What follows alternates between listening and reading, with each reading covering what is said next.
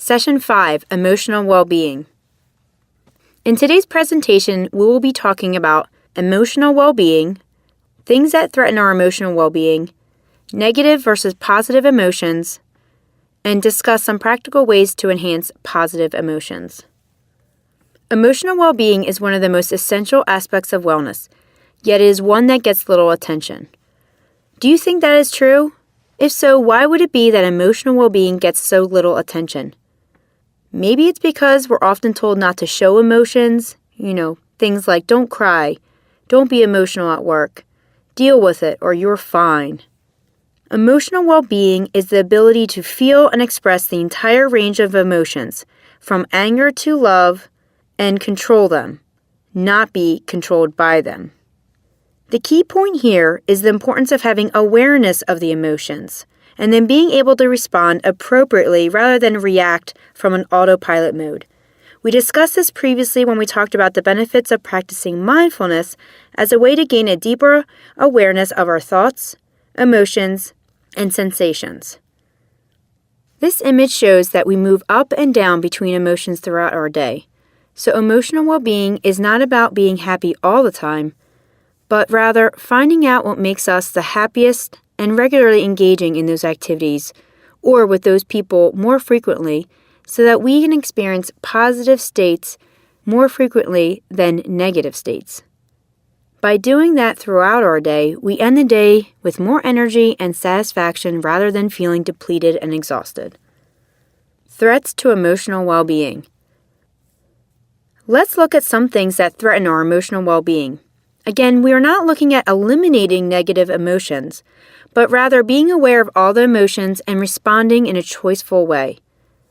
Mismanaged emotions such as anger, frustration, resentment, fear, perceived threats or everyday stressors, trauma, major life event such as a death or illness or loss of job. What are some examples of these emotions when reacted upon inappropriately? Perhaps road rage, abusive language, overeating, passive-aggressive behavior, sarcasm, or just suppressing the emotion. Anger and fear. The average person tends to get angry between 15 and 20 times per day. Anger and fear are two emotions that have one purpose: to save your life in the event of physical danger. I'm sure you've all heard of the fight or flight response, right? Anger is the fight response.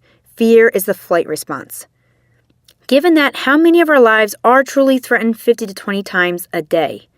What kind of things are we most threatened by that we experience anger this often each day?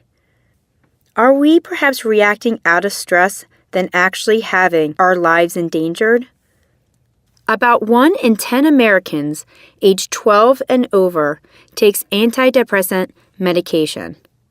Here are two more emotional states, anxiety and depression, that when ongoing can disrupt our emotional well-being, and the prevalence is quite high.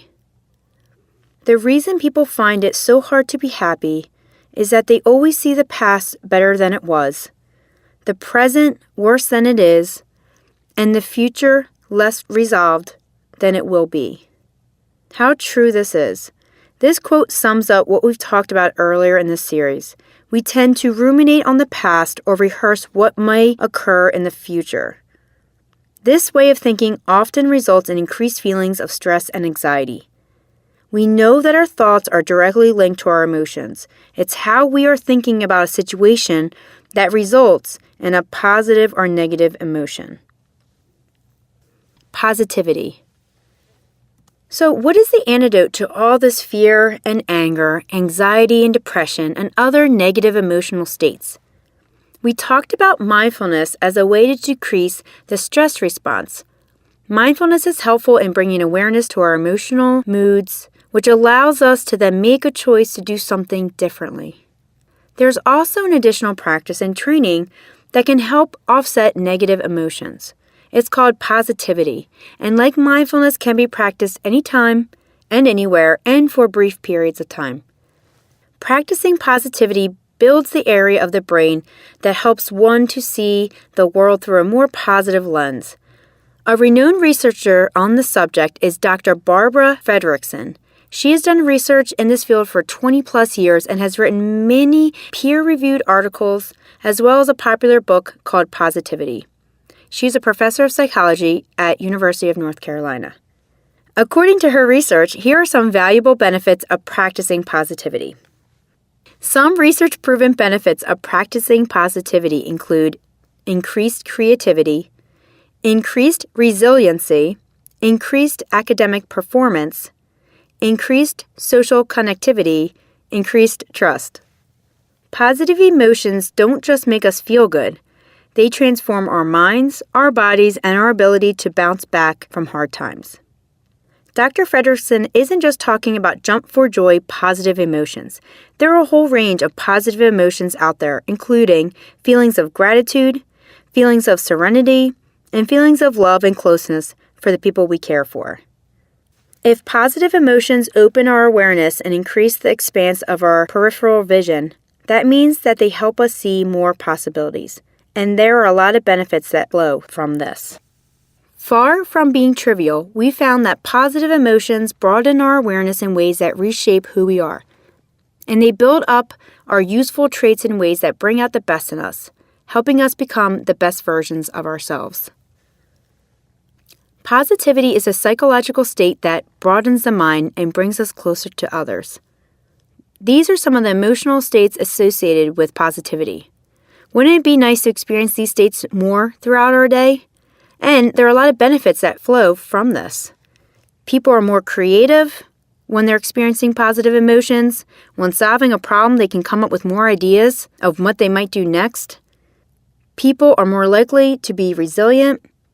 Kids' academic performances can improve. Research has shown that kids do better on math tests or other tests if they're just asked to sit and think of a positive memory before they take the test. Positive emotions make us more socially connected to others, even across groups.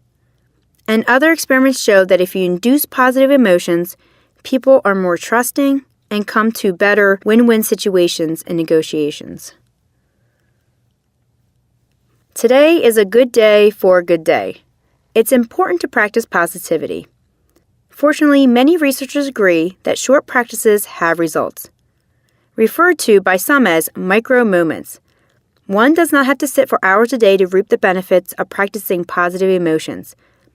It literally can be done in brief moments. Here's an example. One brief practice is to simply start your day checking in and asking, what is good about today? It may be as simple as appreciating that you have eyes that see, legs that move, beautiful weather, loving relationships, a roof over your head, and food on your table. To summarize, today we talked about the barriers to optimal emotional well-being, cultivating awareness of our emotions, and choosing to respond versus react so that we're controlling our emotions rather than allowing our emotions to control us. We learned about two common emotions that lead to reactivity, anger and fear, or the fight or flight. Two negative emotions such as depression and anxiety that are very prevalent in our society. And positivity as an antidote to negative emotional states. Next steps. Your journey. Like who you are.